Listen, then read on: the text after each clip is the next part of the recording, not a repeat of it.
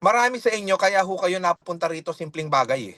Meron kang hinahanap na sagot sa buhay mo na hindi mo matagpuan na kung bakit napakaraming tao ang alam mong nakakakuha ng mga pangarap nila sa buhay, ba't parang sa'yo mailap? Ba't parang sa'yo hindi naman gumagana lahat ng mga prinsipyo ng mga successful na tao, mga nakaugalian nila, ina-apply mo naman siya sa buhay mo eh. But it seems nothing is actually working. Hindi ka maidala neto doon sa life na gusto mong buhay na, alam mo yon, bakit hindi ka makarating? Sabi doon sa title, sakripisyo. Ang dami ko nang sinakripisyo, Boss Ardiar. Baka mas marami pa akong sinakripisyo sa'yo eh. Nagpakalayo-layo ako sa pamilya ko para lang umangat-angat kami sa buhay. Nagtatrabaho ako 10 hours, 12 hours a day para lang sa pangarap ko. Nagtatry akong magnegosyo kung ano-ano nang pinasok kong networking, direct selling, nagtinda na ako ng kahit ano.